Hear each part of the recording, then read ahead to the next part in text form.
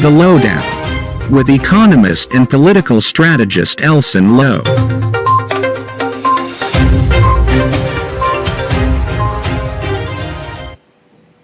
Good day, folks. Good day, and welcome to the Lowdown. Thank you for joining me this evening. Thank you for being here on the Lowdown. You know that we love to start our Saturday night on a high here with your host, Elson Low. So thank you for joining us tonight. Folks, share the link, share that link. Let's give everyone a chance to see the show. Let's bring everyone in. We're going to have, we always have a fun show. We're going to have a show that has quite a few memes of the week, quite a few things to discuss, but also deals with some of the really concerning things The the government is doing on the with economic economist front. and political So, folks, strategist tune Elson in, Low. just share that link, and we'll get rolling into the show, folks. Share that link. Folks, first of all, we apologize for not having the show for a couple of weeks. We've had some technical difficulties here and there. You may note that we've got a new background. The show is coming to you live from Greece. No, I'm just joking there, folks. But we do have a new background here. We keep it fresh here on the Lowdown. So thank you for tuning in. We're actually going to be discussing a couple of things here tonight on the Lowdown. We're gonna talk about some of the unfortunate things we're seeing on the roadways in terms of the quality of the road works and what we're seeing in terms of potholes and so on. We're gonna have a quick chat about that. We're going to also talk a bit about the oil and gas industry and the audit of oil and gas expenses, which is an issue that has persisted for quite some time and is really a vital issue. It has actually continued to be controversial, and we've been talking about it for some time, so we'll give you the latest updates on that. We'll just touch on the claim, the voter impersonation, voter fraud issue that we've seen all weekend and the past several days. I'm sure that you viewers have been seeing these issues raised, and it really is a massive headache. We'll just touch on that, though. We want to give you guys a bit of a break from that and talk about some economic issues, but we'll just brush on that. And then, of course, folks, we're gonna chat a little bit about these chicken coop houses that are utterly ridiculous, folks. We're gonna go through it and we're gonna have ourselves a little chat about that. So welcome to the Lowdown. Thanks for joining us. Thanks for being a part of the show. We're here tonight. Always excited to be here with you. Thank you for starting your Saturday night on a high with Elson Low. Myself, Elson Low. Welcome to the Lowdown. Folks, share that link as we get ready to roll here. Share that link and we'll move into the memes of the week shortly. So just share that link. Let's give everyone a chance to see the show. Good to be here with you. We've got several memes of the week we're going to discuss today. We're going to range from GPL to looking at the roadways, looking at some of the construction that's going on around town. Lots and lots to discuss here tonight, folks. So share that link, share the link, and we'll get rolling in just a second. So welcome to the Lowdown, and we're gonna get rolling, folks.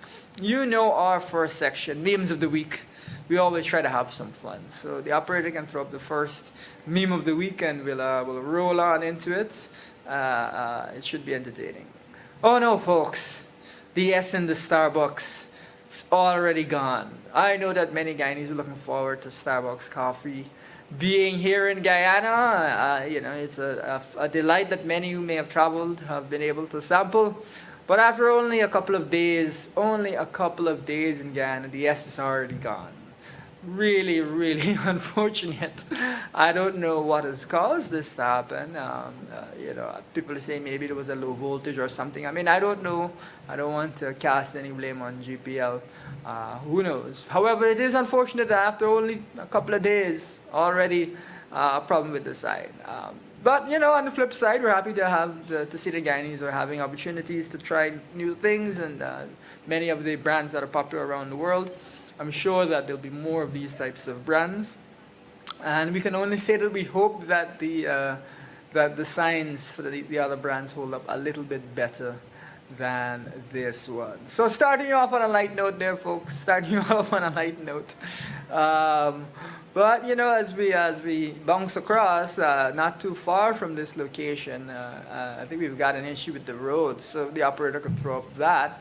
So this is, you know, just a little further down the road, you know, Starbucks being at the Amazonia Mall, and then this being the road at Grove, or I don't know if you would call it a road. Look at that! Whoa, my! Yeah, is that a parapet or what's going on there? Man, let's. I think there's one more shot of it. Oof. Now, folks, I could be wrong, but it strikes me that that is a safety hazard. Doesn't that look like a safety hazard to you? Could easily end up turning over or smacking into some other car or being or getting stuck in that ginormous hole. Goodness me, folks, looking at that car right down the street, doesn't it look like it could fit into that hole? That's how big the hole is. Doesn't it look like the guy who's walking there could lie down in the hole and you wouldn't even be able to see him? It's that deep. Goodness me, and this is in the Grove area. Now, folks, you may recall that the Grove area the road has been redone 2 times in the past couple of years. I was actually arguing with someone. They said, oh no, it's only 1 time it was redone. And then when they reflected on it, it's been redone twice. This is really a vital road, as of course you have to traverse it in order to get to the airport. Can you imagine coming from the airport late at night and you run into something like this? Unacceptable, absolutely unacceptable. But unfortunately quite classic in Guyana, isn't it? These are the types of ridiculous things we're seeing. Folks, we take this opportunity to remind you that the budget this year is $782 billion. And that is around about 40% bigger than the budget of last year. The infrastructure budget is, I think, $135 or $139 billion. That's just for roads, bridges, and drains. Just those items, 130 something billion dollars. Goodness. And this is what we have to put up with here in Guyana. You'd think that if we're spending more, we'd see better works and we'd see more comprehensive works being done. But we've got a massive hole there. I don't know what caused that, maybe an excavator or something, but it looks to me to be a safety hazard, and so it's, I think, totally unacceptable. So, folks, that's not looking great in the Grove area there, folks. So watch out, be careful, keep your eyes open. I know that on Sheriff Street there was also quite a substantial hole that caused a bit of concern earlier, and I believe that it is either the contractor or someone in the area has come out to say that they will fix that hole. But this is a serious issue. We're gonna bounce into a couple of these memes in just a second, there, folks. The question many Guyanese are asking themselves is, how can we be spending so much more money and getting what feels like, often in some cases, worse quality works? In fact, you know, I mean, I was remarking to someone the other day that it feels like the roads, even under the 23 years the PDP was last in office, feels like the roads used to last a bit longer then. But no, not no. It's just last year, 2 mornings. Now, one of the other things that's important to note about that Grove Road, I don't know if you've driven on it much, but it tends to be half of it is higher than the other half. You know, you got like on the right-hand side might be high, and then the left-hand side there's a drop-off. That seems very dangerous to me. I don't know what is going on there.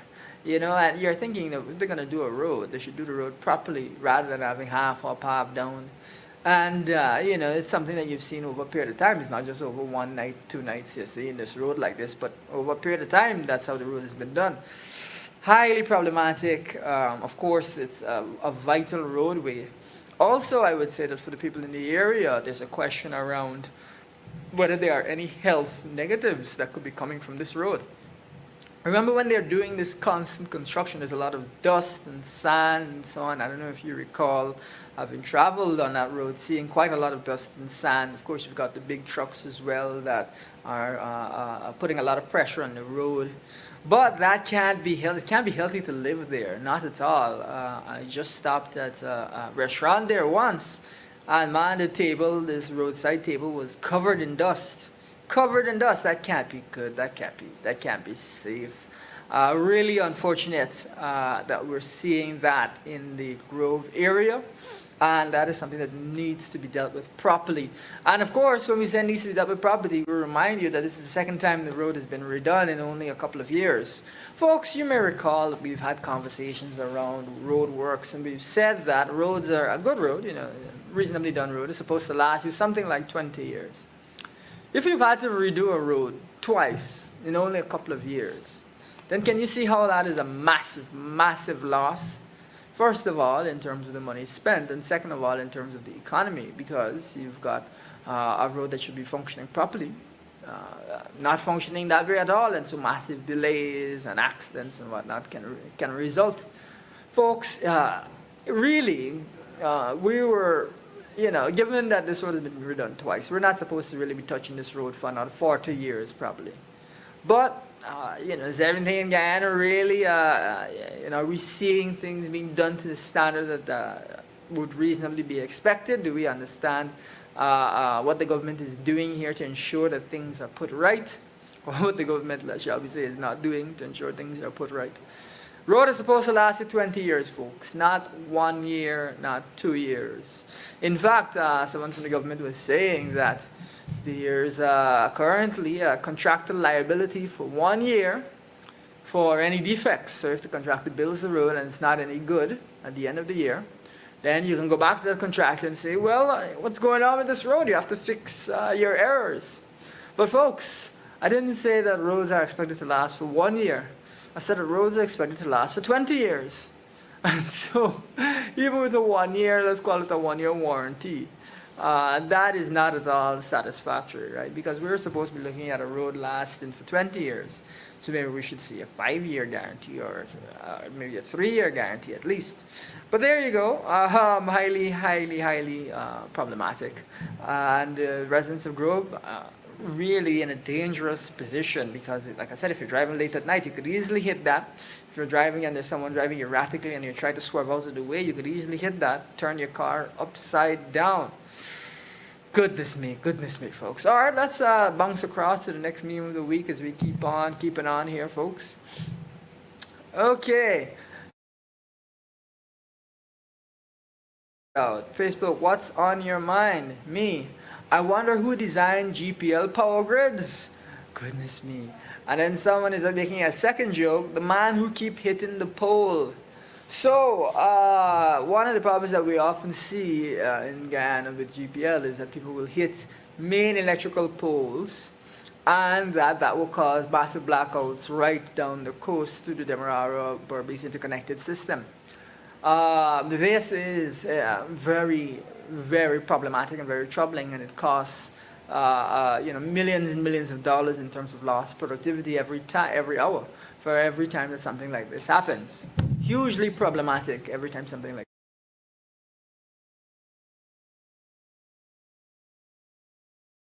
Rather that, as Guyana develops and as we spend more money, have these bigger budgets, folks, we take this opportunity to remind you that the national budget is $782 billion. Only a few years ago, it was $300 and something billion. Now it is double that, folks. We take this opportunity to remind you that the government has spent all of this money, 40% more than last year, and last year they spent 40% more than the previous year in the main budget, and yet blackouts are getting worse. In the past couple of weeks, there are stretches where it felt like you're getting blackout every single day. Blackouts have gotten so much worse, and so someone is saying, who designed this grid? But more than that, you would think, again, just as with the roads, you would think that as Guyana gets more money, we spend more money, things would be moving in the right direction. We even are seeing the government invest billions of US in a natural gas plant to produce more electricity here in Guyana. But here is what is really entertaining about this entire thing, folks. How is it that the government is focusing on producing more electricity when the problem when it comes to blackouts in Guyana is not that we're not generating electricity, we're generating electricity. It's that the grid is extremely fragile and the slightest thing causes a massive blackout. One example being what the person is referring to in this meme, which is that people keep hitting the electrical poles. Now GPL has said they're considering having people who hit the poles pay the cost of repairing them. But what we should also bear in mind is that there's a cost not just of repairing the pole, but a cost to the entire economy due to a blackout. Of course, people cannot work when there's a blackout. Many jobs are at a standstill. So what needs to happen is that we need to look at the system and address these issues by carrying out studies to see what exactly needs to be shifted. We cannot allow our system to be so vulnerable going forward, because it would be, and this is, it's sad to say, but it seems like this is exactly what's going to happen, that you're going to produce more electricity but have just as many blackouts. It seems like that's what's going to happen. Now, we'll see. The government, I believe, has put forward some indication that they want to do a study on this. Let's see. But, it's just crazy that that wasn't a first priority, an immediate priority, once we started having access to additional funds. It seems like that would be one of the main, given that it's a huge driver of productivity loss, a huge driver of loss to the business community, a huge nuisance for Guyanese, blackouts. Given that that's the case, we'd want to ensure that that's a first priority. But of course, the government not really looking at those types of things. They're just focusing on where they can enrich their friends, family, and favorites, rather than focusing on things that are important and getting the basics right. Are we really going to have a country? Are we really going to have a country which is producing lots and lots of electricity, which has tremendous oil revenues, but which has non-stop blackouts? Is that what's going to happen? And then everybody, has to get a generator. Is that how things are going to be? Another way to look at it is that you could argue that those in the government, because they have access to generators, they don't particularly care. They don't particularly care if there's a blackout, because, of course, it doesn't affect them. They just automatically switch over to their generator. Could be that that is what is going on, folks. How heartless, how selfish is that? To just let the average Guyanese be out there suffering with blackouts because it doesn't affect you. But, are we surprised? Not particularly surprised, right? This is very classic behavior from the government. But, we want to see GPL move in the right direction. We want to see GPL improve. We want to see these grids dealt with properly. And we want to ensure that we have a stable power supply in Guyana, even if that power is not necessarily for industrial use, because you can look at producing electricity cheaply for industrial purposes, okay. But I think citizens would certainly prefer having stable power over having cheap power. Can you imagine having, yes, electricity is much cheaper than it is, all right, but you keep having blackouts? If you can't access the cheap electricity, what is the point of having cheaper electricity? If you cannot access the cheaper electricity, then it's of no use to you anyway. The first priority should be ensuring that you have a stable, reliable grid, so that once you produce electricity, you can actually get the electricity to people.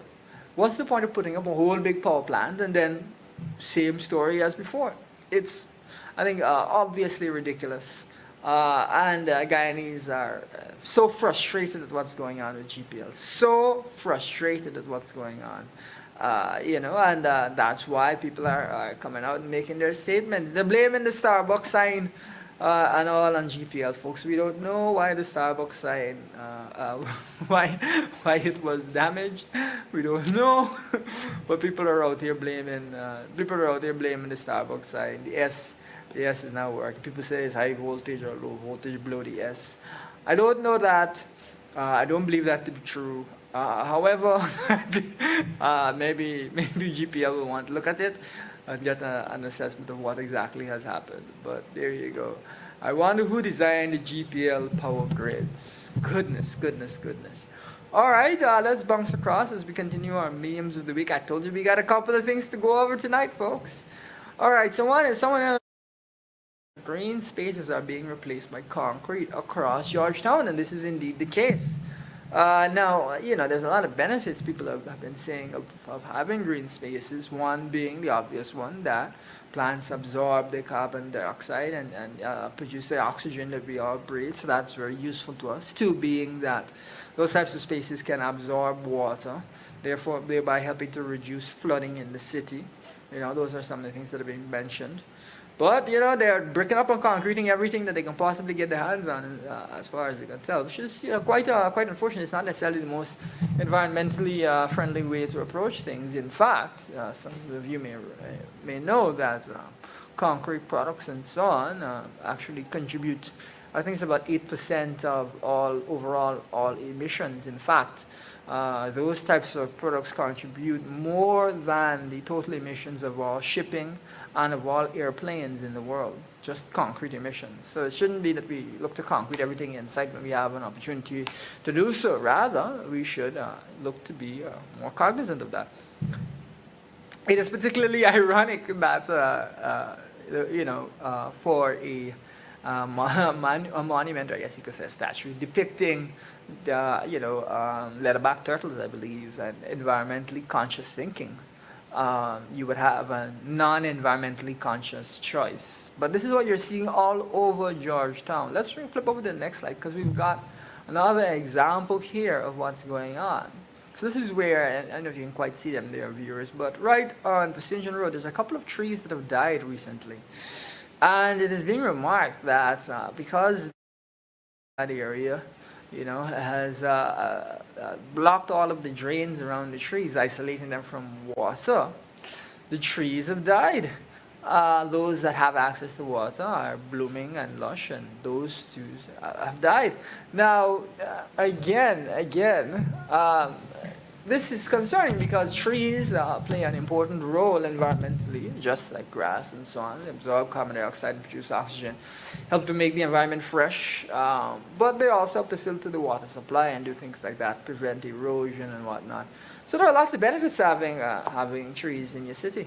And one of the things that is most ironic, which the person is pointing out in the post here, is that Georgetown is called the Garden City. So if it's the Garden City, why would you be going out of your way to kill trees? In fact, one of the things that's so hilarious, on the show we have a dark sense of humor, folks. Folks, we have a dark sense of humor. We enjoy having our. One of the things that is most concerning is that whenever the government does these so-called beautification projects, and concretes up places and puts down all these brickworks and so on, what they don't put? Think about it for a second, folks. When you look at these types of efforts, and you look at all these different concreted areas, put some benches, they put various things. When you look at all these things, what do you not see? Shade. Trees. Shade. So, all of these beautification projects, all of these various ones, virtually no shade accounted for. Hardly ever any shade. Now, I don't know about you, but can you tell me the last time you sat down in the middle of the day on a hot bench with no shade? Can you recall doing that? Can you recall the last time you took a walk in a park in Georgetown in the hot sun without there being shade and you're just walking around casually, relaxing? It's almost as if you have to ask whether these parks are intended for human use. Is it just for the stray dogs and so on to be in the park? Excuse me there, viewers, I got a call. Is it just for stray dogs to be up and down in these parks? Is that what the goal is? Because human beings cannot realistically be enjoying these parks during the day as they would be in other parts of the world. In fact, Central Park is a classic example, right? And you don't only see people in Central Park at night. In fact, you don't really see people in Central Park at night because it's dangerous. And I believe certain parts of the park are closed at night. But in the day, that particular park is filled with trees. And that's so as to encourage people to relax under the trees, enjoy themselves, and so on. Now, yes, there's heavy sun in New York, all right? Yeah, many Guyanese can attest to that who have traveled. In the summer, it's hot. But we all know that it is far hotter in Guyana. Whew! And you mean to tell me that in the place that's not as hot, you've got endless trees and so on, everything's great. And in the place that's far hotter, you're killing out trees and you're not planting trees and putting down shade. That's what's going on. Folks, spending all of this money, but what is the point of spending the money in this way? Is it that these parks are intended for human use? If they're not intended for human use, the government needs to come out and say, well, we've created some parks for dogs, for horses, some neighborhood cats, that's what we're doing. If you have cats, you can release them in the park. You know, they can say something like that. But Guyanese are not going to go. Even these walkways on Virginian Road, Guyanese really up and down on those walkways, and without there being shade, will Guyanese use those walkways? I mean, maybe once when there's a particular festival like Marsh or something. But no, not on a regular basis. That, to me, is a classic example of really poor planning by the government, and a rush to spend money without there being, thinking and strategizing and actual study of what is to be done. Just a rush to spend money and get it out the door. That mentality, which is what the government has thus far, which is why you're seeing all of these very concerning projects. And we'll talk at the end of the show about one of the most concerning of the projects, and that is some of this low-income housing. We're going to talk about that. We've talked about it before. We're going to touch on it again later on in the show. Let's bounce across, and I think we're fresh out of memes here, but let's just take a quick peep. Take a quick peep and see if we got any memes left over here. Well, it's a half meme. So we've got local government elections. You have people out here celebrating the opportunity to be a part of what the APNU is doing, and there's a lot of enthusiasm. We also saw that the PVP, showed up at a lot of local government GCOM offices. Let's go back there. We saw that PVP showed up at a lot of GCOM offices with large numbers of people with red shirts. People were thinking, oh, whoa, what's going on here? They've got a lot of support. But we heard immediately that many people were being paid to wear such shirts. And in fact, not too far from here, I saw someone say that he was paid and take off his red shirt. Duly, when in just a couple of days, we have seen so many accounts of potential voter fraud. Not quite there, operator, not quite there. So many accounts of potential voter fraud we've seen, folks. By my count, it's a couple hundred at least. And it ranges from, I think, maybe 5 different regions, right? All over the place. We're seeing this. Was it 10, 4, 5, 2, 6, all over the place. Quite a lot of these concerns. Now, the BP, of course, is, to a certain extent, is silent on these issues, but they've also, we've seen the Vice President Jack Duke come out and apologize to a family in Berbice, of all places, that actually had, dead parent was on the list. And parent signed up, so clearly somebody signed on behalf of this person who's passed away. We've seen also people with blind people say that their signatures were put there, but they never signed. You've had people abroad say that they haven't returned to Guyana in years, and their signatures are there. Several people like that. You've had even police complaint. Had even complaints be filed with the police regarding this.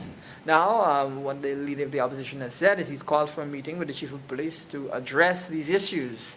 Because really, folks, this is widespread. This is all over the place. All over the place. Now, what it shows is that there's a willingness to engage in electoral fraud.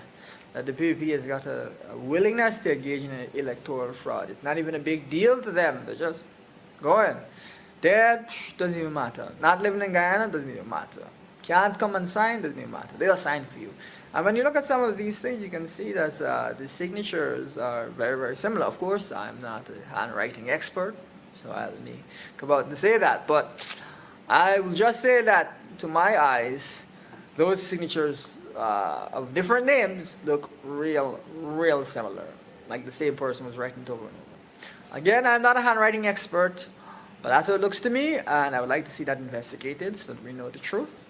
Let's see if anything comes out of it. But we've already seen GCOM say that they can't look into these issues. They can't look into these issues. And what's unfortunate about that is that it has shaken the faith that people had in the GCOM, because we really are looking forward to GCOM as safeguarding our elections, our electoral system. And so we'd like to see GCOM take a more active role in terms of dealing with these types of issues. Unfortunately, we've not seen GCOM do anything much, and what they've actually said is they're going right ahead with local government elections, despite these huge accusations. And in fact, folks, from the time that we see you see a report being filed with the police about electoral fraud, about these types of things, then you have to take something like that, I would think, very seriously, because it is not just hearsay. Someone has filed a report with the police. There's going to be an active investigation of this, and therefore you should look to see whether or not those signatures should be removed and that candidate should be removed. That's a very serious issue indeed. But anyway, we don't want to dwell too much on local government elections, because we know that you've been hearing so much about it. You've been hearing so many concerning things. It's just sad, and we got to keep a close eye on it. Another thing we got to do, it's probably obvious, is folks, we got to keep an eye to see if any of these dead people vote. All right, let's jump on across to the next topic here as we keep going. Let's jump on across. All right, so we're going to jump to, this is a picture of the FPSO. We're going to jump.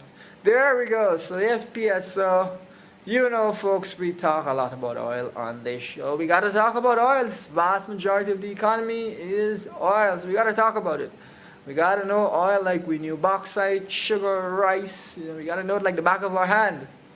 Now, what we're seeing in the oil industry is a lot of controversy around the audit of these oil and gas expenses. And I know that an audit might sound kind of like a dreary topic, audit. But really, the key issue is whether or not GAN is being overcharged or charged for things that shouldn't be charged for by the offshore oil companies, and whether what has gone on, and whether or not that has meant that GAN has gotten much less oil revenue than it would otherwise have gotten. And you may say, that sounds like a few million here or there. A 10 million, a 12 million. No, folks. When you look at it with the current audit that's being undergone, which we forced the government to carry out, you're looking at something like maybe 900 million US. 900 million US. And in fact, the audit that the Coalition Commission, which the government has been hiding, showed that there's about 214 million US that is in question, and the government may be able to recover. Now, the government had been hiding that money from the Guyanese people because they knew since 2021 that this money was available and that something could be done. Government has said, they went to check with Exxon to see, they don't know. But, 2021 and 2023, I could be wrong, but that sounds like it's 2 years to me, maybe a little bit more. Now, the government is, all this time, been trying to work along with Exxon to clear up this audit, this 214 million. Now, recently we heard the government say that they're giving Exxon, for the new audit, the second audit, 2 months to respond. So if it only takes 2 months to respond, why were you hiding that audit for the 2 years? What's going on there? Why were they hiding that 214 million US? Now, the vice president has come out with some personal attacks on me as we address these types of issues. Call it this, call it that. But one thing that you viewers who've been watching the Lowdown, and we thank you for watching the Lowdown faithfully, one thing that we'd want to point out to you is, we've been having this show for a year. We've been talking about these issues for a year. And all of a sudden, there's this need to attack on a personal level. Kind of makes it seem like we are correct, and that the government is really worried. Doesn't it kind of seem that way? We've spoken for, thousands of minutes on these shows on various issues like this one, and now the government riles up. But this 214 million, of course, the government tries to bring up, the 20 million signing bonus. 80 million rather, and they tried to say, oh, the coalition was hiding that. But that signing bonus was first of all put in the Bank of Guyana. So if you're going to steal money, I don't know if you'd why you'd put it in Bank of Guyana. And the second thing is multiple signatories, and the money was of course used for Guyana's court case in Venezuela. Now, given that it was used for Guyana's court case in Venezuela, and we've seen so far some progress on that front, it would look like the money has been put to good use. But, I like to bring it up and say, the coalition was hiding this money. But folks, that's 20 million US. We're talking about, in the first instance, 214 million US, so more, like 10 times more. We're also talking about a further 900 million US. Folks, the government likes to make these, the PPP likes to make these false equivalence arguments. So they do the same thing, they're just like us. You know, they try to make these types of arguments. But folks, first of all, if you're going to steal money, you don't put it in the Bank of Guyana. Okay, that's the first thing. Where everybody and the money can see the money, and the money is transparent. What, you know. The second thing is, why were they hiding this $214 million for all this time? Why? Why? Why were they hiding this money? And now we've got $900 million that's on the line with new audit. They weren't even going to audit Exxon. We had to force them to audit Exxon to uncover this money. You know. Then we're now we had to speak about them actually even releasing the audit. Try to get them to commit to releasing the audit so people can see it. In fact, we had to say that not auditing Exxon should be a criminal offense, and to say that hiding the results of an audit of Exxon and of the offshore companies should also be a criminal offense. So now, all right, government's going to audit. Government is carrying out the audits, and the first audit has been leaked. But the first audit has indicated there's a lot of problems with data, or data has either not been provided or not been erased due to various processes, or data has been, or there's a difficulty accessing the data. Now, of course, we don't want to say that anything nefarious is going on. But we do want to say that these things need to be properly dealt with. And that with new audits, we need to ensure that we do address these issues. We need to ensure that we have all the data that is necessary for us to properly audit these expenses. Given that, you know, it could be $900 million on the line. 900 million US. Now, another thing that has come up as we interrogate this and push the government is that because the government missed the deadline to audit, so these documents are only really kept for, you know, these documents are only really kept for 2 years, and the government missed the 2-year deadline. What has happened is the company could have discarded all of these documents. The company could easily have just tossed all the documents, and we would therefore not be able to tell if we had been overcharged and so on to the tune of 900 million US. We won't be able to tell. Now, we've raised this issue as a serious problem. Serious problem. The government is about to say, oh, well, we have told the oil company that if they don't provide these documents, it's going to be trouble. We're going to deal with them. It just sounds very like an empty threat from the government. Because here's the thing, viewers. Here's the kick of this. So if the government is going to clamp down on the offshore oil companies if they don't provide documentation, if they're going to be much more strict with the regulations and deal with them in a much more strict way and try and force them to act right, if the government is going to do that, right, that's their threat. Folks, just a moment ago, we mentioned that there was a previous audit, remember the first one, with the 240 million, where all these data issues came up. And so since 2021 to now, the government has known about the data issues, right? Known about these problems. And have they been strict and aggressive on Exxon to deal with these problems? No, they've been incredibly lax. Whatever, you know, permits are granted swiftly, flaring, no serious penalties with flaring, insurance issues dealt with very lightly, no big deal. New developments approved swiftly, no big deal. All of that, folks, all of that. And that's just the tip of the iceberg, really. And all of that has happened while they knew that there were data issues with the last audit. So if the government intended to be strict on Exxon because of data issues, they should have been strict since 2021, right? So you've got 2 years of evidence.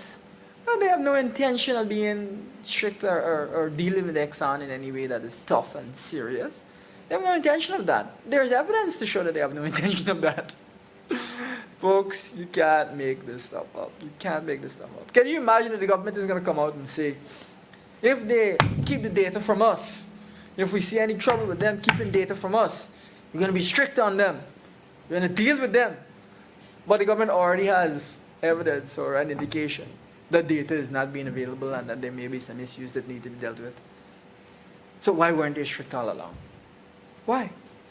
I mean, it's pretty funny. I mean, the other thing you gotta ask is, as the government was saying this, did not occur to them that there's evidence that what they're saying is not going to be taken as seriously as they'd like.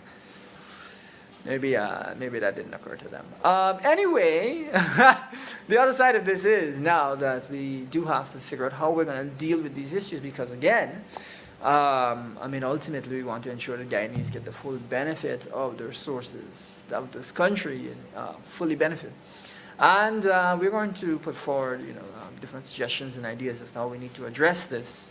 But really, it needs to be dealt with seriously and with legal counsel, legal advice at a minimum, so that we are prepared in case there are any future data issues.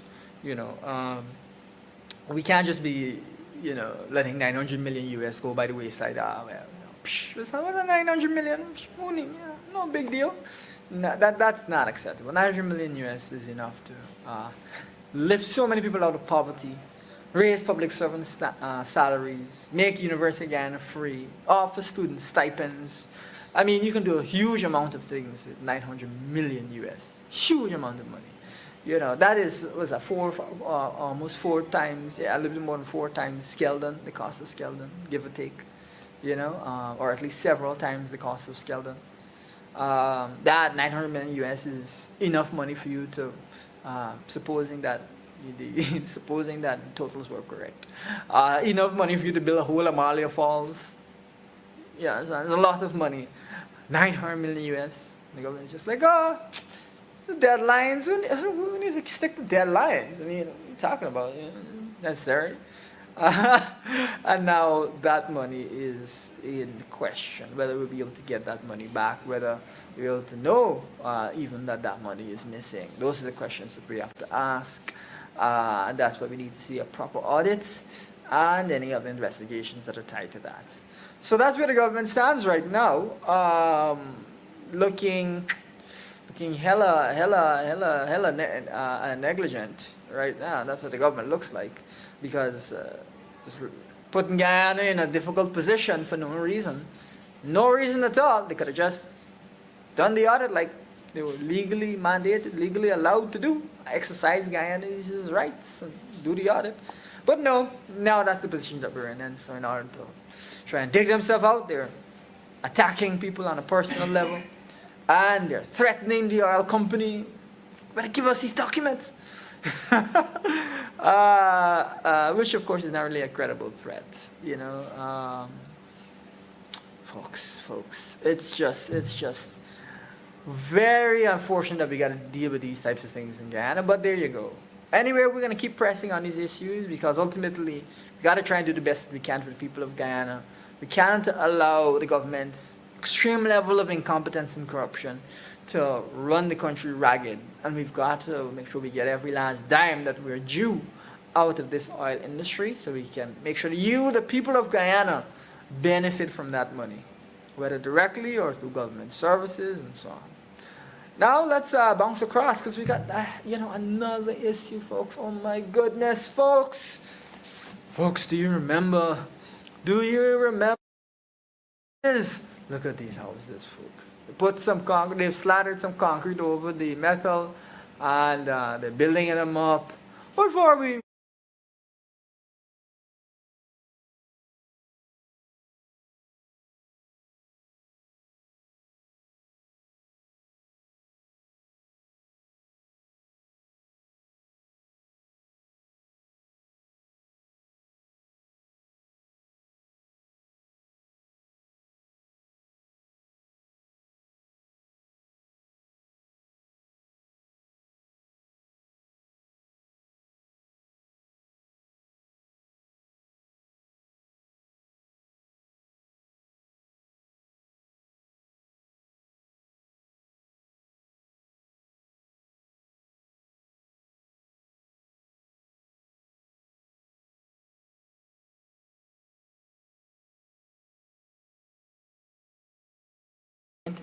I mean, it's just, here, folks. That's what it started off as. Well, we're actually just looking at a couple, looking at affordable housing in, those are some shots of affordable housing in other parts of the world, in the UAE and Saudi Arabia and so on. And those look pretty good, but we're going to get on to those in a second. So what we're seeing right now with this government housing, and again, billions of dollars have gone to the housing ministry. This is for low-income housing. We're seeing right now in Guyana billions of dollars being made from oil and gas revenues, to the point that it's about, right now, it's give or take, it could be a little bit more, a little bit less, about 4 million US, so is that 800, 4 million US every single day. 4 million US, folks. That is a crazy amount of money. Goodness me. 4 million US or 800 million Guyana dollars every day is being made from the oil and gas industry. Goodness me. But this is the quality of house that we're getting for that money.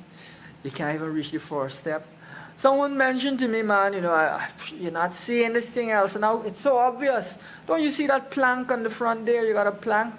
Operator, bring up the full screen so that viewers can see that plank. So you got a plank running up onto the step. That's how you're supposed to get onto the front step.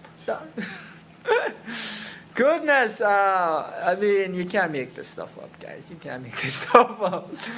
So instead of building a proper concrete step, what you've got is a big plank. So you walk up onto the first step, and then you climb up the rest of the concrete steps. Goodness. And you may say, oh, maybe it was a design error with this one particular house. Maybe something's wrong with this particular house. But if you look at the house right next door, and the house is right down there, all of them have the same issue. High front step. Hiya. That's what we're seeing. Folks, we take this opportunity to remind you that the budget this year is $782 billion. And that it is nearly, that is twice as big as budgets only a few years ago. 40% bigger than last year's budget. And that budget was 40% bigger than the previous year's budget. My. So the budget is getting bigger. But the houses, where is this money going? Where is the money going, folks? Do you know where this money is going? Folks, we've said over and over and over again, PUP is only concerned about its elite, its friends, its family, and its favorites. And the average Guyanese, low-income Guyanese, you just have to put up with, hey, you gotta walk on the piece of wood, get into your house. If you're not young and sprightly, I guess you're on your own. Goodness me, folks, goodness me. I mean, hey, maybe they're going to put another wood step there. But even so, why they couldn't just finish and put a nice concrete step? Why do we have to get a half wood, half concrete step? I mean, this country is not a broke country. Why are we operating in that way? We made $800 million today. But that's what we're seeing. Goodness me. Let's bounce across now to the next slide there as we continue this discussion. So now we see what it looked like before. We see beautiful home President Ali has, more power to him.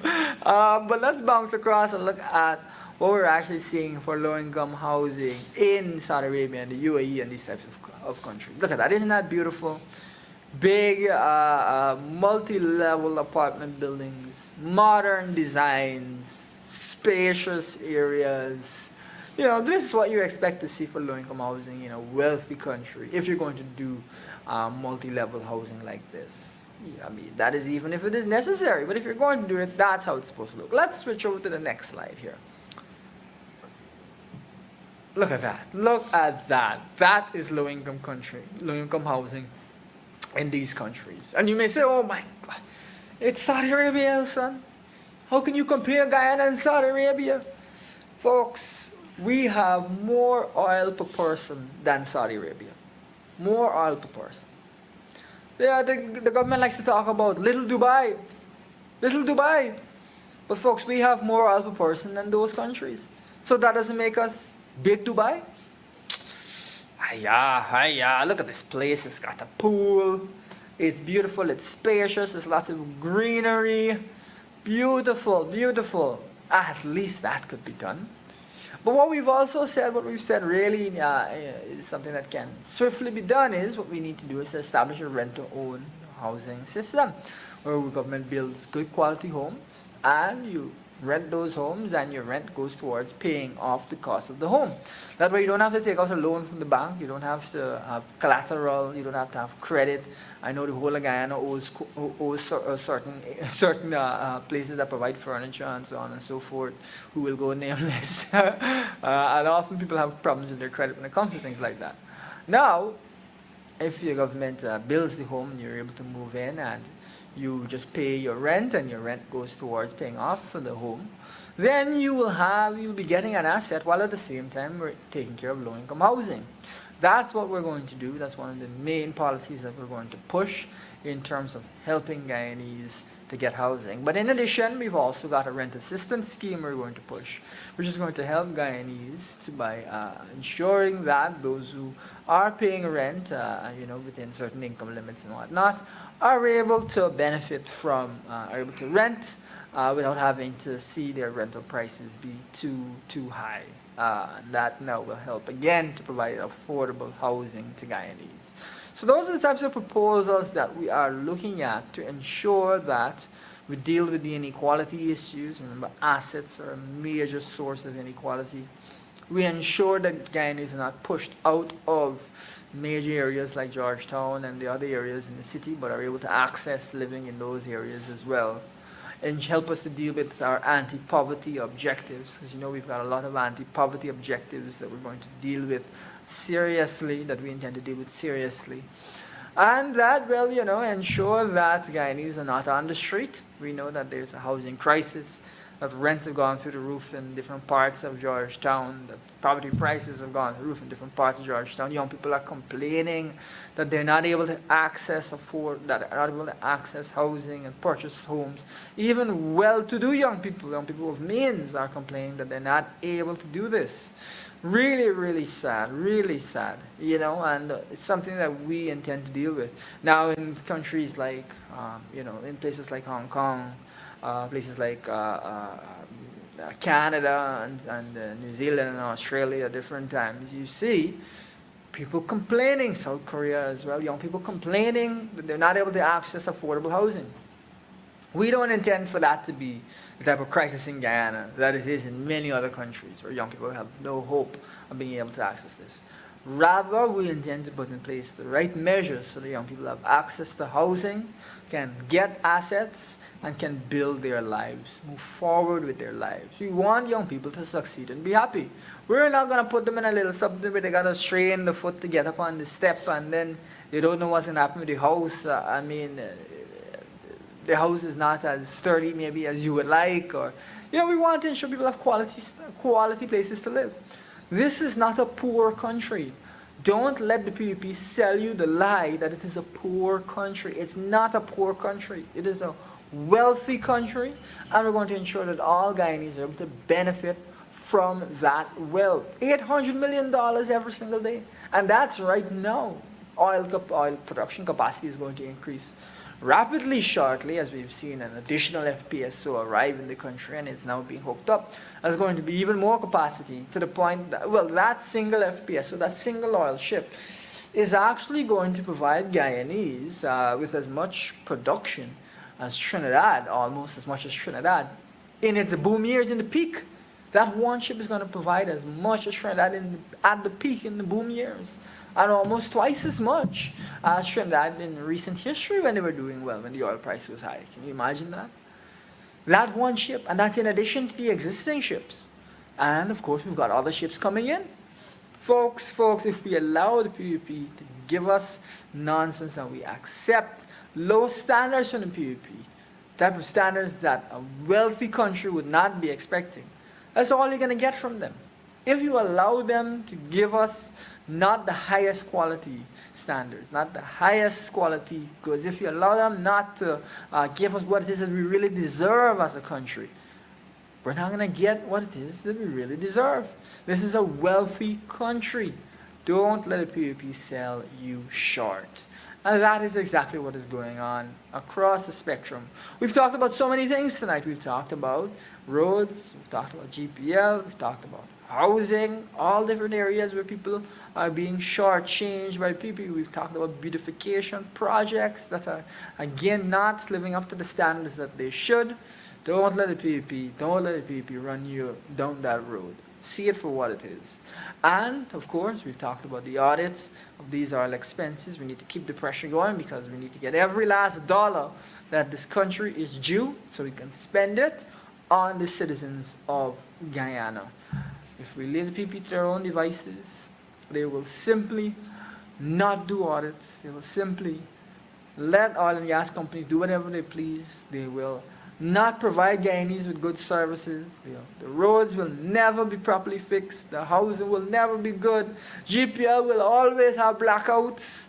The city will never have shade for you to actually use these parks. Folks, in many different areas, obvious problems we're seeing. Obvious problems. And a total lack of commitment to dealing with those problems. That is why we have to refocus. And we have to always be pressing the government to provide the Guyanese people what it is that they deserve. We leave you with that note, folks. We leave you with that as we bring yet another episode of the Lowdown to a close. Guyana is a rich country. We should be operating like a rich country and raising our standards. On that note, thank you for joining me here on the Lowdown. It's always good to be here with you. Always good. We had a little bit of a break, but we're here. We're happy to see you, and we look forward to seeing you in the next one.